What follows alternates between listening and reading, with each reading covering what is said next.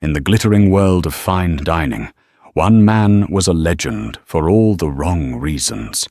Alistair Blackwood, a billionaire, whose name was whispered like a curse, could ruin a restaurant with a single cutting remark. Every waiter and chef in the city feared the day he'd walk through their doors. But they never met Clara Hayes. She was a simple waitress, armed with nothing but a tired smile and a past she kept hidden. This isn't just a story about service. It's about the day an ordinary woman refused to be afraid, and in doing so, unraveled a secret that left a titan of industry utterly speechless. The air in Aria. A restaurant so exclusive it felt less like a place to eat and more like a cathedral dedicated to haute cuisine, was usually thick with the scent of truffle oil, old money, and quiet ambition. Tonight, however, another ingredient was added to the mix, pure, unadulterated fare. It clung to the velvet drapes and settled like a fine dust on the crystal glasses. The source of this citywide panic had just walked through the grand oak doors. Alistair Blackwood. His name preceded him like a thunderclap. He wasn't just wealthy. He was a force of nature, a corporate titan who bought and dismantled companies with the emotional detachment of a child pulling the wings off a fly. His visits to restaurants were the stuff of legend. There was the time he allegedly made a Michelin-starred chef at Le Ciel weep openly after dissecting the flaws in his signature dish, or the incident at Veritas where a single withering glance at a sommelier's recommendation supposedly ended the man's career. He didn't shout or cause a scene. He didn't have to. His power was in his silence, his chillingly precise critiques delivered in a low, resonant baritone that could make a seasoned professional feel like an incompetent amateur. Tonight, he was Aria's problem. The host, a young man named Julian, whose face had gone a ghostly white, led him to the most secluded table in the house, table 33. It was tucked away in an alcove, offering privacy and a view of the restaurant's meticulously curated art. Mr. Blackwood moved with a predatory grace, his tall, lean frame, encased in a bespoke suit, so dark it seemed to absorb the light around him. His hair was the color of iron filings, streaked with silver at the temples, and his face was a mask of aristocratic indifference, all sharp angles and piercing grey eyes that missed nothing. In the kitchen, the news spread like a grease fire. Chef Antoine, a man who normally commanded his station with the authority of a 4-star general, was double-checking every sprig of parsley. The waitstaff huddled near the service station, drawing lots with sugar packets to see who would take the table. Nobody wanted it. It was a guaranteed evening of humiliation, ending with a paltry, if any tip and a verbal dressing down that would echo in their nightmares for weeks. Clara Hayes watched the pathetic lottery from the corner, polishing a wine glass until it gleamed. She wasn't part of the huddle. At 28, Clara had a quiet resilience that her colleagues often mistook for aloofness. She had seen worse things in her life than a difficult customer. Her eyes, a warm, intelligent hazel, held a depth that hinted at a past, far removed from the polished floors of Aria.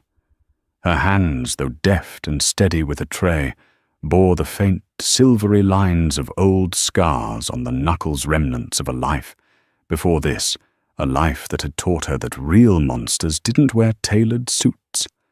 "Not you, Clara," whispered Maria, a fellow waitress with wide, terrified eyes. "You're our best. Antoine will have a fit if he gets a complaint."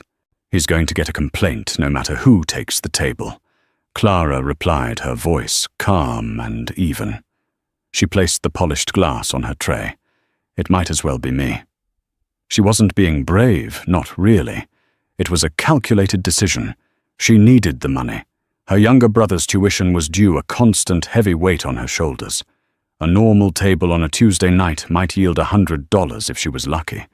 A table like Alistair Blackwood's, however, was a void. But if she took it, if she handled the most feared man in the city, the manager, Mr. Davenport, would owe her. He'd give her the lucrative weekend shifts, the private parties, the sections where the tips flowed like fine wine. It was a gamble, but Clara was a gambler by necessity. She smoothed down her crisp black apron, took a deep breath, and walked out of the service alcove. "I'll take table 33, she announced, her voice cutting through the nervous chatter. Julian looked at her as if she'd just volunteered to wrestle a grizzly bear. Mr. Davenport, a perpetually stressed man with a receding hairline, rushed over. "Clara, are you sure this man? He's particular." "I'm particular too," she said, with a faint smile that didn't quite reach her eyes. As she approached the table, she could feel the collective gaze of the entire restaurant staff on her back. It was like walking onto a stage, the spotlight hot and unforgiving. Alistair Blackwood didn't look up as she neared. His attention was fixed on a slim leather-bound book he had placed on the table beside his silverware. He turned a page with a slow, deliberate motion. Clara stopped beside the table, waiting. She didn't speak immediately, didn't launch into the prescribed chirpy greeting. She simply stood there, a silent, patient presence. Seconds ticked by.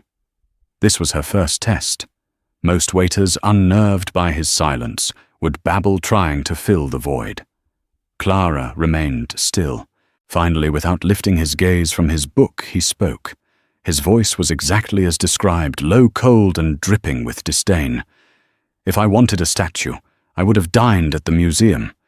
Are you going to speak, or are you waiting for a written invitation?" The insult was designed to sting, to throw her off balance. Clara felt a flicker of defiance. "I was waiting for you to finish your page, sir," she said, her tone perfectly level and professional. "I wouldn't want to interrupt your reading." For the first time, he looked up. His grey eyes, sharp as shards of ice, met hers. He seemed surprised, not by her words, but by the lack of fear in her voice. He studied her for a moment, his gaze analytical, as if he were assessing a new acquisition. He saw her neat, practical bun, the absence of flashy jewelry, the steady, unwavering set of her jaw.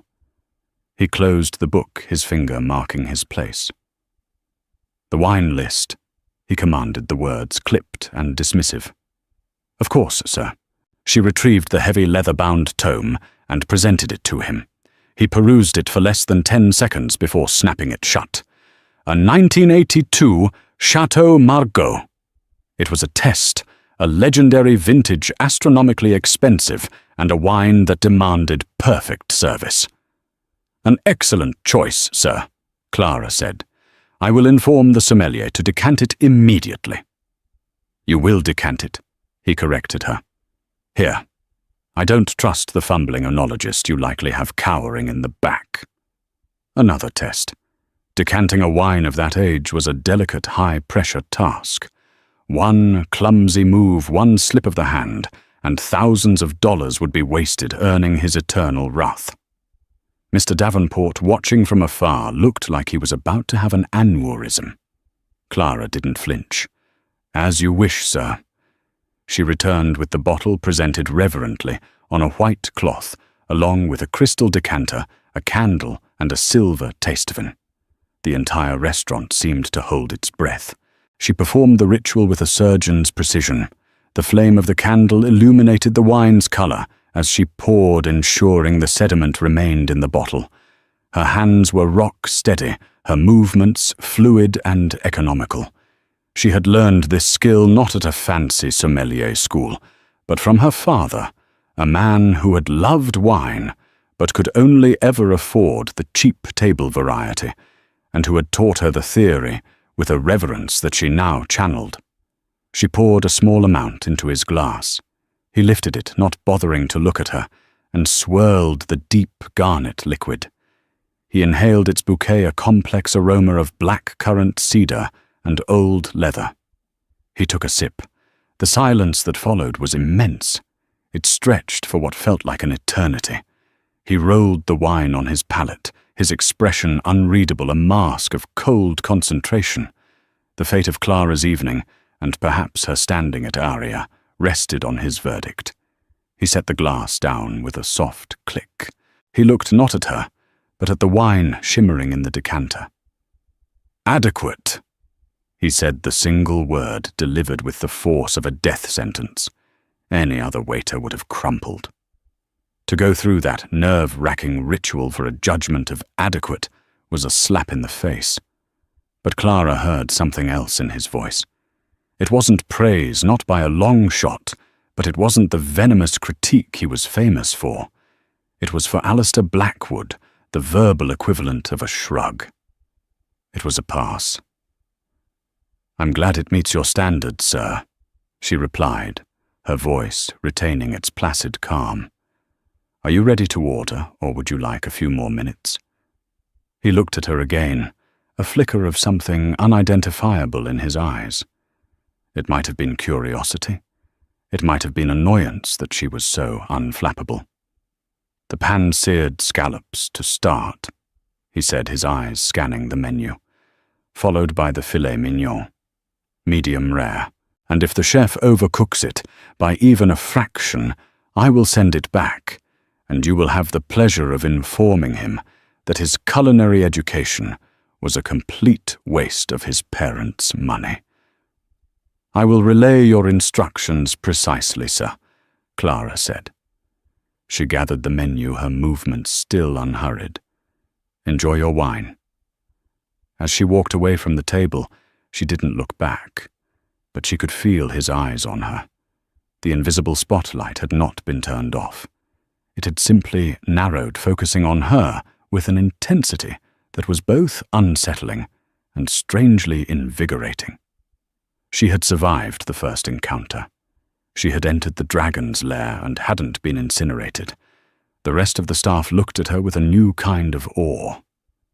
But Clara knew this was just the beginning. The night was young, and Alistair Blackwood was not a man who was easily impressed. He was a puzzle, and she had just found the first piece. The question was whether she would have the nerve to solve it. The rest of the dinner service proceeded with the tense precision of a bomb disposal operation. Each course was a new trial. Clara presented the pan-seared scallops, their golden brown crust glistening under the soft light. Mr. Blackwood inspected them as if they were diamonds, with potential flaws, prodding one with his fork before finally taking a bite. He ate 2 of the 4 on his plate before pushing it aside, a silent, ambiguous judgment.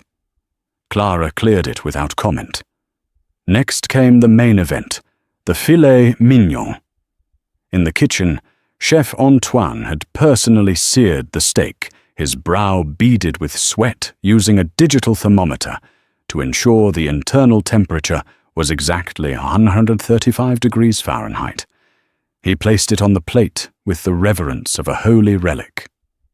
"If he sends this back, Clara," Antoine said, his French accent thick with stress, "I am moving to a small village and becoming a baker of bread. Simple bread." Clara carried the plate to table 33. The aroma of perfectly cooked beef and red wine reduction filled the air. She set it before him.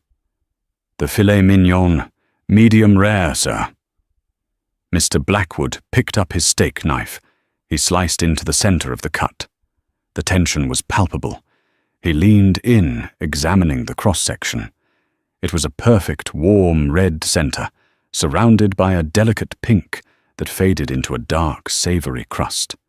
He cut a small piece, chewed it slowly, his eyes closed in concentration. Clara stood by her hands, clasped behind her back. She wasn't just a waitress in that moment. She was a conduit for the collective anxiety of the entire restaurant. Mr. Davenport hovered near the maitre d' stand, pretending to adjust menus, but watching the scene with the focus of an air traffic controller. Finally, Mr. Blackwood swallowed. He took a sip of his obscenely expensive wine.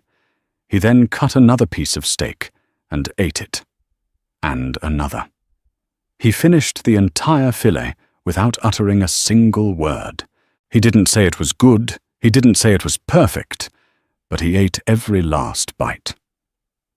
In the world of Alistair Blackwood, this was the equivalent of a standing ovation. When Clara returned to clear the plate, he finally spoke again. "The book on my table." He said, his voice less hostile now, more inquisitive. "You looked at it when you first approached." Clara was momentarily taken aback by the shift in topic. She glanced at the leather-bound volume. "Yes, sir." "Do you know it?" She hesitated. It was a collection of poems by Rainer Maria Rilke. Her father had owned a worn, dog-eared paperback copy of the same book. He used to read them to her on rainy afternoons, his voice filling their small, cramped apartment with words of beauty and sorrow. It was one of the few purely good memories she had of him before things had gone wrong. "It's the Book of Hours," she said softly. "The Duino elegies are my favorite, though." Alistair Blackwood froze his hand halfway to his wine glass. He stared at her, and for the first time the mask of cold indifference cracked. A genuine, unfeigned look of surprise registered in his sharp grey eyes. He had expected her to say, she recognized the author's name, perhaps. He had not expected a specific, informed preference. "The elegies," he repeated, his voice losing its imperious edge. "Few people have the patience for them. They are demanding." "They're honest," Clara countered quietly. "They don't shy away from the difficult parts of being human. The beauty and the terror all mixed together." She had quoted almost verbatim a line from the 10th elegy. She saw the recognition dawn on his face. He leaned back in his chair, studying her with a new intensity. He was no longer looking at a waitress, he was looking at a person. The power dynamic for a fleeting second had leveled. "Who are you?" He asked the question, blunt, devoid of its earlier malice. It was pure curiosity. "My name is Clara Hayes, sir," she replied, defaulting to professional decorum. "Would you care for some dessert or coffee?" He ignored her question, his mind clearly elsewhere. He was reassessing her, reassessing the entire evening. He had come here expecting incompetence, expecting to be surrounded by inferiors he could casually dismiss. He had constructed his world to be that way. It was simpler, safer. But this woman with her steady hands and her knowledge of obscure German poetry didn't fit into any of his carefully constructed boxes. "No," he said, finally shaking his head as if to clear it. "Just the check." As Clara went to retrieve it, Maria intercepted her by the service station, her eyes wide. "What did you say to him? He looks different. Less like he's about to fire the entire city." "We talked about poetry," Clara said with a shrug. Maria stared at her blankly. "Poetry.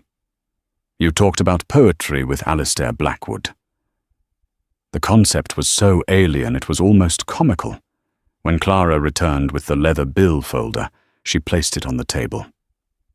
"Thank you for dining with us at Aria, Mr. Blackwood." He was staring at the Rilke book again, his expression thoughtful. He opened the folder, produced a fountain pen from his breast pocket, a pen that likely cost more than her monthly rent, and signed the slip without even looking at the total. He stood his imposing height once again, dominating the space. "Miss Hayes," he said, his voice formal. He gave her a slight, almost imperceptible nod, and then turned and walked away, leaving a stunned silence in his wake. Clara waited until he was gone before she picked up the folder. Her heart was beating a little faster than usual. She opened it, expecting the customary, insultingly small tip. The bill was for several $1,000s, mostly due to the wine.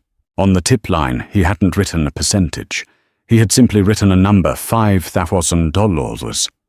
Clara stared at it, her breath catching in her throat. It wasn't just a tip, it was a statement. It was more than enough to cover her brother's tuition for the semester. But below the signature, he had written something else in small, precise script. Every angel is terrifying. First elegy. Clara's hand trembled slightly as she held the slip. It wasn't about the money, not anymore. He had seen her. In a world where she had made it her mission to be invisible to simply get by this man, this terrifying, difficult man had seen a piece of her soul. The crack in his armor was there, but she was beginning to suspect there might be one in hers too. Mr. Davenport scurried over his face, alight with a mixture of relief and disbelief. "Clara, what is that? Let me see." He saw the tip and his jaw dropped. "My God, what did you do?" "I just did my job, Mr. Davenport," Clara said, folding the slip carefully.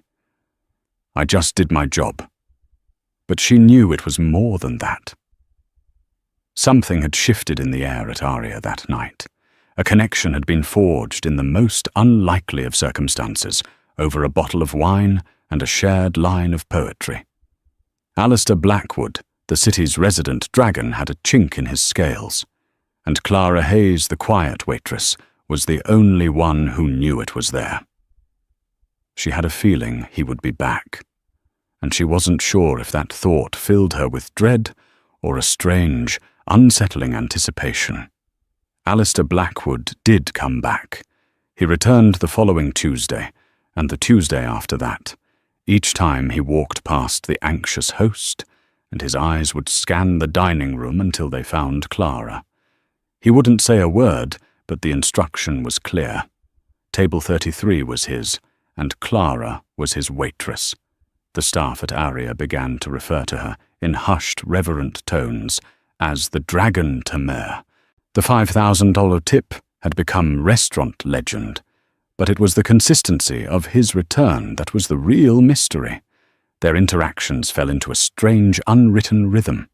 He would arrive, sit, and place his Rilke book on the table. He would order with the same clipped efficiency, but the barbs were gone. In their place was a quiet, intense observation. He would ask her questions not about the menu, but about books, about music, about art. He was probing, testing the limits of the knowledge she had revealed on that first night. Clara, in turn, answered him honestly, never pretending to know something she didn't. She spoke of her love for the raw emotion, in a Caravaggio painting her preference for the complex melancholy of a Chopin nocturne. She was careful never revealing too much about her personal life, but her intellect and quiet passion shone through. She was a puzzle to him, a walking contradiction. A woman with the knowledge of a liberal arts professor and the hands of a laborer serving him food in a high-end restaurant. One evening, about a month after his first visit, he deviated from the script. "You never speak of yourself, Miss Hayes," he stated, swirling a glass of Pinot Noir. "You speak of dead poets and long-dead painters. Who taught you?" Clara was polishing a water glass, her movements precise. The question hung in the air. This was a line she hadn't wanted to cross. Her past was a locked room, and she had no desire to give him the key. "My father," she said, her voice tight. "He was a history professor." Alistair's perception was razor sharp. He caught the past tense immediately. "He passed away several years ago," she said, offering the simple sanitized version. "I'm sorry to hear that," he said, and to her surprise it sounded genuine. "A man of intellect, then. He must have been very proud of you." A bitter, humorless laugh almost escaped her lips. Proud, that was a complicated word. He had high hopes. She said the carefully chosen words, a shield. The truth was far darker. Professor Robert Hayes had been a brilliant man, a historian with a gift for weaving narratives that made the past come alive. but his brilliance was shadowed by a deep, depressive streak and a weakness for gambling. He had filled Clara's head with poetry, art, and philosophy, but he had also emptied their bank accounts. After her mother left, unable to bear the instability, it was just Clara and her younger brother, Leo. Robert's gambling escalated, morphing from a private shame into a public catastrophe. He borrowed from loan sharks, men with no appreciation for Rilke, but a keen understanding of compound interest and broken bones. The silvery scars on Clara's knuckles were from a night when she was 17, when she'd slammed her fist into a brick wall in a fit of helpless teenage rage after finding another notice of foreclosure taped to their door. Her father's high hopes had died alongside his career, which crumbled under the weight of his debts and addictions. He died not from a noble illness, but from a failing liver and a broken spirit, leaving Clara at 22 as the sole guardian for a 15-year-old Leo. She had abandoned her own university scholarship for art history to work 2 jobs to keep a roof over their heads, to give Leo the stable life she never had. Working at Aria was just the latest chapter in a long story of survival. Alistair seemed to sense her reticence. "Forgive me. It's not my place to pry." But the door, once cracked, was now slightly ajar. He lost his way. Clara found herself saying the words coming out before she could stop them. Brilliant minds can sometimes be the most fragile. Alistair looked down at his wine, his own expression clouded. "Yes," he said, his voice barely a whisper. "They can." It was the first time she had seen a hint of his own vulnerability. It was a fleeting glimpse, but it was there. A shared understanding of loss of brilliance, tarnished by human frailty. The next week the dynamic shifted again. He arrived without his book. Instead, he looked at her directly as she approached the table.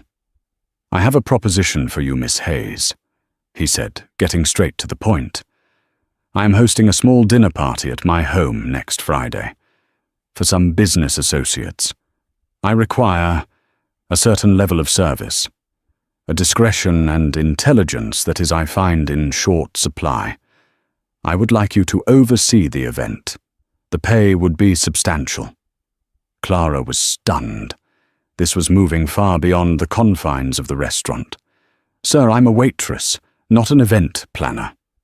"You are observant, you are unflappable, and you know when to speak and when to be silent. That is precisely what I need. My own staff are competent, but they are intimidated. You, for some reason, are not." She should have said no. Her life was complicated enough without stepping into the private world of a man like Alistair Blackwood. But the offer was tempting. Substantial pay from a man like him could be life-changing. It could mean a security deposit on a better apartment for her and Leo, a buffer for unexpected emergencies. "I'll consider it," she said. "My assistant Eleanor will call the restaurant tomorrow with the details," he said, as if her agreement was a foregone conclusion. "You will not be disappointed." The following Friday, Clara found herself standing before the imposing gates of Alistair Blackwood's penthouse apartment, a modern glass palace that occupied the top 3 floors of the tallest residential building in the city. The view alone was breathtaking, the entire city spread out like a carpet of glittering jewels. The job was as he described. She was not serving food, but supervising the catering staff he had hired, ensuring everything flowed seamlessly. She moved through the lavish party with her customary quiet efficiency, a ghost in a simple black dress, anticipating needs before they arose, murmuring instructions to the staff, ensuring glasses were always full, and conversation was never interrupted by a clattering plate. Alistair's guests were a gallery of the city's power players, CEOs, financiers, tech moguls. They spoke in a language of mergers, acquisitions, and market shares. Clara was an invisible observer, a fly on the wall of the global elite. Late in the evening, she was in the grand gallery-like hallway that connected the living area to a library, checking on a floral arrangement. She overheard two of the guests speaking in hushed tones, believing they were alone. "Did you see the painting in the library?" One man, a portly banker named Gerald, asked the other. "The portrait of the woman. I've never seen Alistair display anything so personal." "I know," the other replied. "That's Isabella. His wife. I thought she left him years ago." "Left him?" Gerald scoffed quietly. "That's the story he lets the world believe. She died, Jonathan, almost 10 years ago now. A car accident. Alistair was driving. He walked away without a scratch. She wasn't so lucky. He was never the same after that. That's when he became, well, Blackwood." Clara froze her hand, hovering over a white rose. His wife. Dead. And he was driving. The coldness, the armor, the self-imposed isolation, it all clicked into place.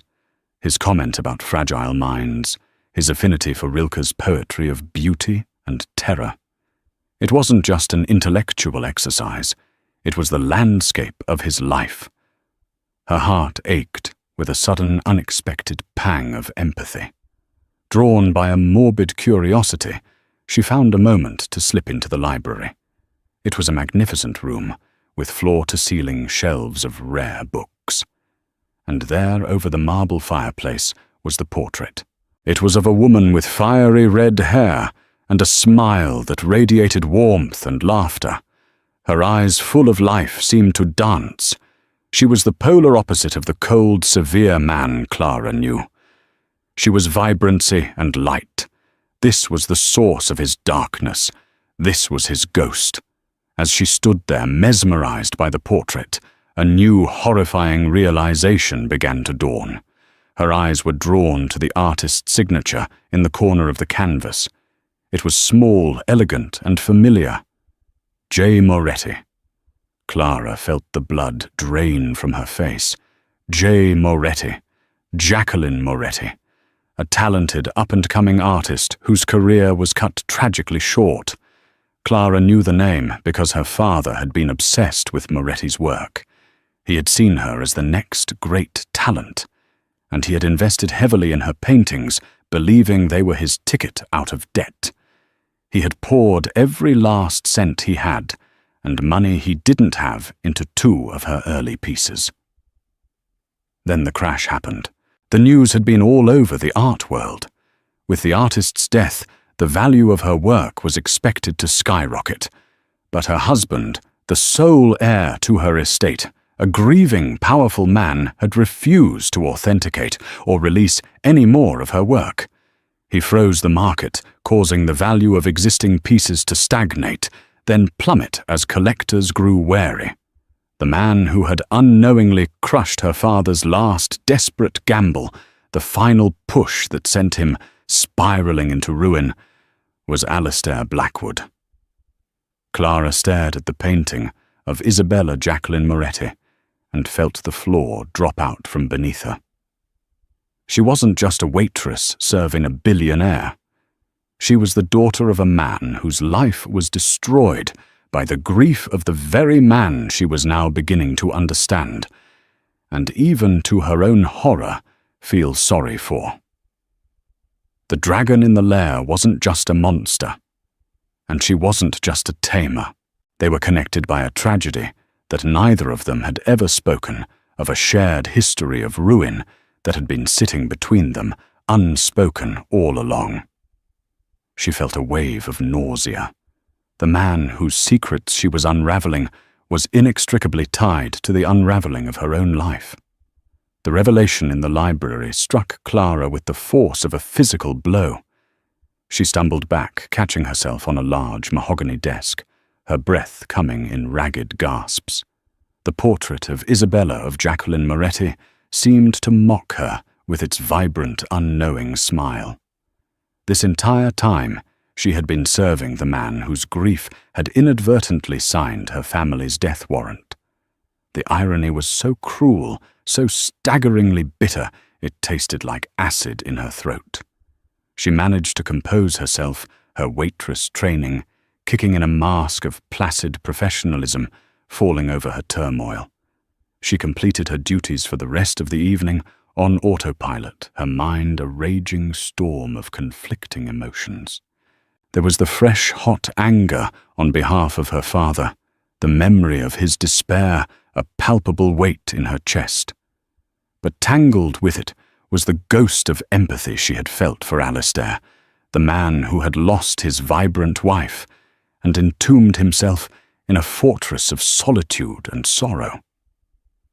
How could she reconcile the two? The villain of her family's story was also a victim of his own. She left the penthouse that night with the substantial check in her pocket and a gaping wound in her soul. The money felt tainted like blood money. She avoided Arya for the next few days, calling in sick, unable to face the thought of seeing him. She needed time to process, to decide what to do. Should she confront him?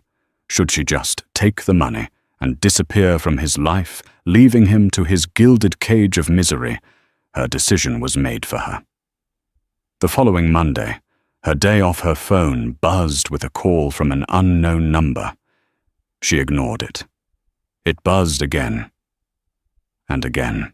Finally annoyed, she answered. "Hello." "Miss Hayes, it's Alistair Blackwood." His voice, stripped of the background noise of the restaurant, was even more commanding. Clara's heart hammered against her ribs. "Mr. Blackwood, you were not at the restaurant this weekend. Are you unwell?" There was a note of genuine concern in his voice that twisted the knife in her gut. "I'm fine," she lied, her voice strained. "Good. I find myself in need of your perspective. There is a charity auction and gala on Saturday for the Children's Hospital. I am expected to attend. I detest such events. I would like you to accompany me." Clara was speechless. "Accompany you as your date?" The thought was absurd. "No!" He said, a hint of his old brusqueness returning. "Not as a date, as an associate, an advisor. You have a grounding quality, Miss Hayes. You see things other people don't. I will of course compensate you for your time." He was trying to buy her presence, to hire her as a shield against the world. The offer was insulting, yet she found herself considering it. Here was her chance, to confront him, to understand him, to finally close this painful chapter of her life. It was a terrifying, reckless idea. "All right," she heard herself say. "I'll go."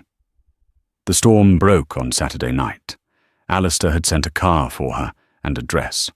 The dress was simple, elegant, a deep emerald green that brought out the warmth in her hazel eyes.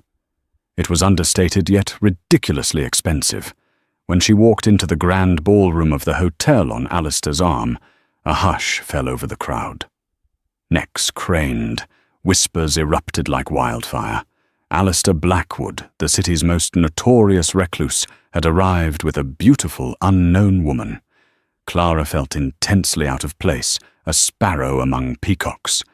But Alistair was a surprisingly steadying presence. He navigated the room with practiced ease, introducing her simply as "my associate, Clara Hayes," a title that offered no information and invited 1,000 questions. The evening was a blur of fake smiles and superficial conversations, until a man with slicked-back hair and the predatory eyes of a shark approached them. Clara recognized him from the business pages, Sterling Vance, a rival billionaire developer who had a notoriously acrimonious history with Blackwood. "Alistair," Vance greeted him, his smile thin and unpleasant. "I almost didn't recognize you. You're usually lurking in the shadows. And who is this lovely creature you've brought into the light?" His eyes roamed over Clara in a way that made her skin crawl. "Vance," Alistair said, his voice dropping several degrees. "This is Miss Hayes. She is with me." The possessiveness in his tone was unmistakable. Vance's smile widened. He had found a weak spot. "Miss Hayes," he said, turning his full attention to her. "It's a pleasure. I don't believe we've met. You must be new to our little circle. Tell me, what is it that a brilliant associate does for a man like Alistair? He's not known for his collaboration skills." "I provide a different perspective," Clara said, coolly refusing to be intimidated. "Ah, a muse, perhaps," Vance chuckled. "It's been a long time since Alistair had one of those. Not since poor Jacqueline, God rest her soul. Such a tragedy. A brilliant artist gone too soon. I hear her husband, in his grief, has kept her legacy under lock and key. A real shame for the art world, and for the poor investors who gambled on her future." He shot a pointed, knowing look at Alistair. Clara felt the blood freeze in her veins. Vance couldn't possibly know about her father, could he? No, it was just a cruel, calculated jab at Alistair, using his late wife as a weapon. But for Clara, the words landed like shrapnel. Alistair's face became a thunderous mask. His hand, resting on the small of Clara's back, tensed. "That's enough, Sterling," he warned, his voice a low growl. "Why?" Vance pressed, enjoying the spectacle. "It's a matter of public record. The promising artist, the tragic accident, the grieving husband, who subsequently tanked her market value. Some might even say it was a convenient way to consolidate control of a valuable estate without having to share the profits. That was it. The accusation, ugly and baseless as it was, shattered the last of Clara's control. The storm inside her finally broke free. "He didn't do it for profit," she said, her voice shaking with a fury that stunned both men into silence, her eyes burning with unshed tears, and years of repressed anger were locked on Alistair. "Clara." Alistair began, his expression shifting from anger to alarm. "He did it out of grief." She continued, her voice rising, drawing the attention of those nearby. He locked it all away, because he couldn't bear to let the world have the one thing he had left of her. He couldn't stand the thought of people buying and selling pieces of her soul. She turned to face Alistair fully, the pain of her own history pouring out of her. "But do you have any idea what that grief did? Do you have any idea of the ripples it caused while you were sitting in your penthouse, mourning your wife? Other people were drowning. My father was one of them. He was a professor, a good man who believed in your wife's art. He invested everything he had in her paintings. Everything. And when you froze her estate, you destroyed him. You took away his last hope. He lost his job, his home, his will to live. He died because of a decision you made in this fortress of grief you built for yourself." The entire ballroom was now silent. Everyone was staring. Sterling Vance looked on with stunned, rapt fascination. He had lit a match and started an inferno. Alistair stared at her, his face ashen. The puzzle of Clara Hayes had just been solved in the most brutal way imaginable. The waitress who knew Rilke, the daughter of the history professor, it all coalesced into a devastating picture. The pain he had been nursing for a decade had reached out and destroyed a family without him even knowing. "Your father," he whispered, the words catching in his throat. "Was Robert Hayes?" "Yes." Clara choked out, tears finally streaming down her face. "Yes. And you have no idea what you did." She couldn't stand to be there a second longer. She turned and fled, pushing her way through the shocked, silent crowd, leaving Alistair Blackwood, standing alone in the center of the room, exposed and utterly speechless. The storm had not just broken. It had laid waste to everything in its path, leaving the proud, feared billionaire looking for the first time in his life completely and utterly broken. Clara ran. She ran from the suffocating opulence of the ballroom, from the sea of shocked faces, from the devastating look of comprehension on Alistair Blackwood's face. A doorman, seeing her distress, hailed a cab without a word. She collapsed into the back seat, the emerald dress feeling like a costume for a role she had never wanted to play. The sobs she had held back for years finally erupted raw and ragged for her father, for her lost childhood, for the sheer cruel randomness of it all. She spent the next 2 days in a self-imposed exile in her small apartment, ignoring the incessant buzzing of her phone. She knew it was him. What could he possibly say? An apology felt too small, an explanation too late. She had hurled the truth at him like a spear, and now in the quiet aftermath she felt only emptiness. The righteous anger that had fueled her had burned out, leaving behind the cold ash of sorrow. Leo found her on the sofa, wrapped in a blanket, staring at a blank television screen. At 18, he was on the cusp of manhood, with the same intelligent eyes as their father, but a steadier soul thanks in large part to Clara's fierce protection. "Clara, you okay?" he asked, sitting on the coffee table opposite her. "You missed your shift. Mr. Davenport called. He sounded worried." She just shook her head, unable to form words. "Was it that rich guy?" Leo pressed gently. "The one you've been serving, the one who gave you that crazy tip for my tuition?" Clara finally looked at him, her eyes red-rimmed and exhausted. "It's complicated, Leo." "Talk to me," he urged. "I'm not a kid anymore." And so she told him everything about Alistair, his wife, the frozen estate, and how it all connected back to their father's downfall. She expected him to be angry to share her outrage, but Leo listened with a quiet maturity that surprised her. "So Dad bet everything on some paintings," Leo said, processing it slowly. "And the artist's husband wouldn't sell them after she died, and that's why Dad lost the house." "It's more than that," Clara said. "This man, Alistair, he's the man from the restaurant." Leo was silent for a long moment. "Wow," he breathed. "That's messed up." "But Clara, Dad made the choice to gamble. He made a lot of choices. This Alistair guy, he lost his wife. I can't even imagine that. It doesn't sound like he did it to hurt Dad. It sounds like he was just broken." His simple, unvarnished perspective cut through Clara's haze of grief and anger. She had been so consumed by her own narrative of victimhood, centered on her father's tragedy, that she had seen Alistair as a two-dimensional villain.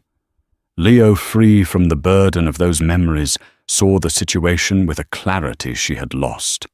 He saw two broken people whose tragedies had collided. Meanwhile, Alistair Blackwood was living through his own personal hell. Clara's words had done more than just expose a secret. They had shattered the very foundations of his self-perception. For 10 years, he had seen himself as a man defined by a singular personal tragedy. He had nursed his grief like a precious, solitary flame, believing its heat only touched him. The revelation that his pain had radiated outwards, causing such catastrophic damage to an innocent family, was a horror he couldn't process. He wasn't just a grieving husband. He was an agent of destruction. The coldness, the cruelty, the armor he wore to protect himself from the world, he now saw it for what it was, a selfish indulgence that had allowed him to remain blind to the consequences of his actions. He replayed every interaction with Clara in his mind, her quiet competence, her knowledge of poetry, her startling lack of fear. He had been intrigued by her, drawn to her strength. Now he understood its source. It was the resilience of someone who had survived a fire he himself had set. He stopped going to his office. He cancelled his meetings. He sat in his cavernous library, the portrait of Isabella looking down at him, her vibrant smile now a painful accusation. He had failed her. His way of honoring her memory had been to retreat from the world, and in doing so he had spread more pain. It was the antithesis of everything she had stood for. Isabella had been about connection, about life, about creation. He had become a monument to stasis and destruction. After 3 days of silence, Clara's doorbell rang. She knew it was him before she even looked through the peephole. He stood in the drab hallway of her apartment building, looking utterly out of place in his perfectly tailored suit. He looked older, tired. The formidable aura of the billionaire was gone, replaced by a raw human vulnerability. She opened the door. "Miss Hayes," he began, his voice hoarse. "Clara, may I come in?" She hesitated, then stepped aside, letting him into the small, clean apartment she shared with her brother. It was a world away from his penthouse palace.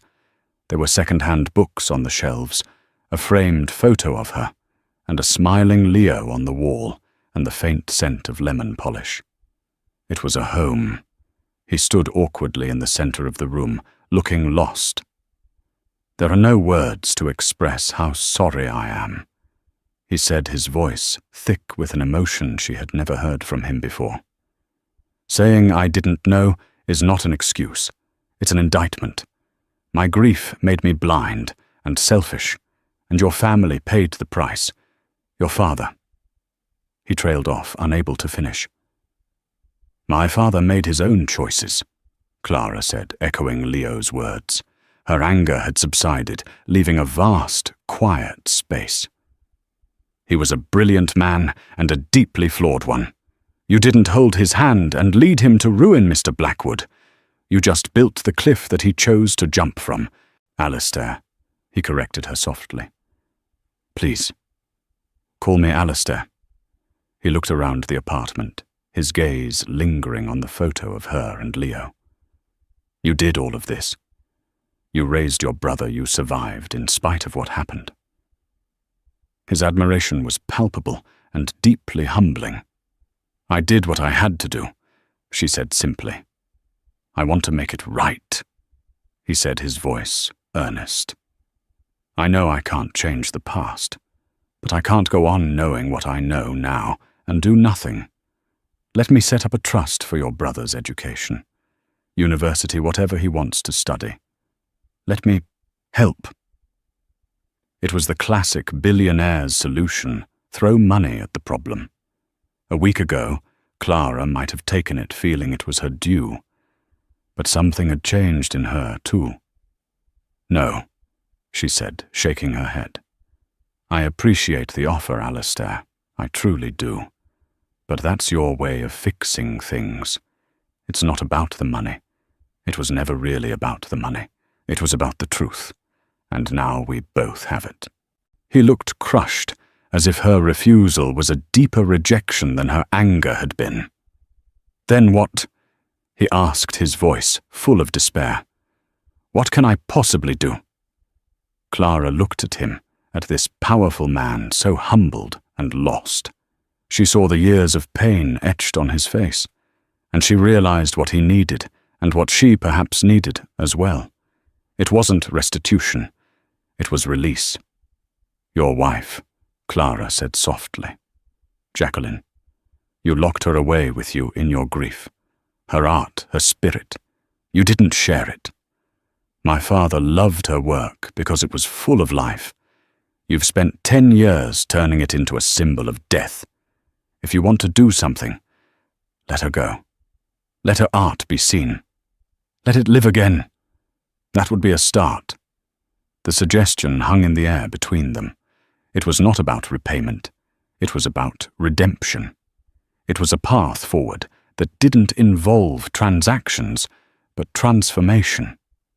For the first time, Alistair saw a way out of the prison he had built for himself. Not a way to erase the past, but a way to honor it correctly.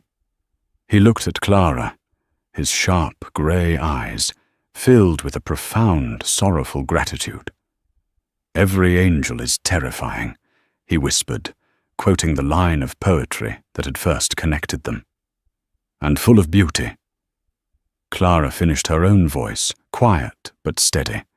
In the small, humble apartment, far from the glittering heights of Aria and the cold expanse of his penthouse, the reckoning was complete.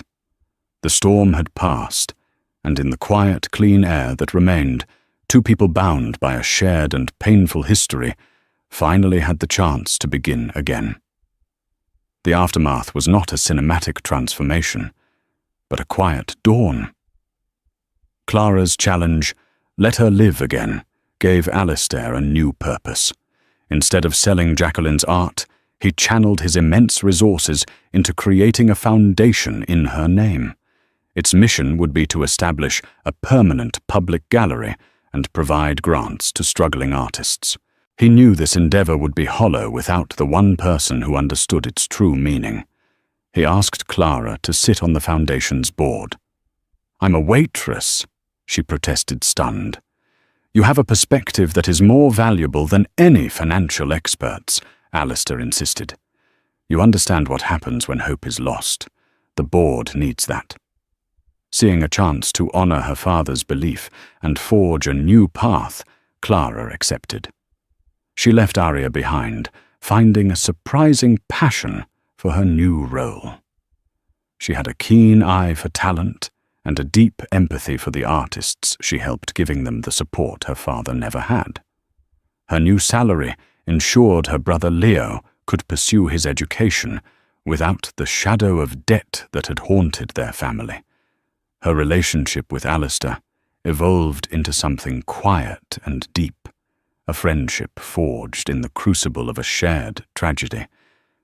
The ghosts of the past made romance impossible. What they built instead was a bond of mutual respect.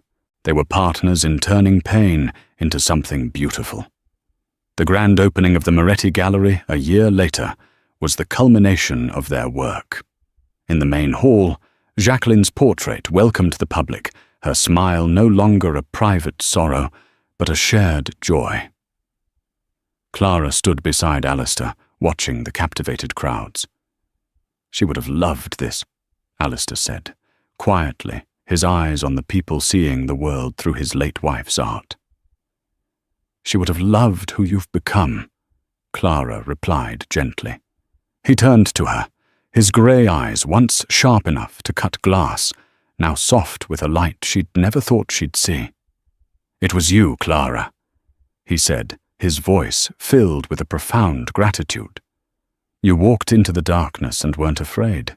You reminded me there was a world outside my own pain." Their story wasn't a fairy tale. The waitress didn't marry the billionaire. Their new beginning was far more real. A woman armed with quiet courage had faced the city's most feared man and shown him a path to redemption. In doing so, she hadn't just changed his life. She had reclaimed her own finding, not a prince, but a purpose. That's the incredible true story of how a waitress with a hidden past didn't just stand up to a feared billionaire, but ended up changing both of their lives forever.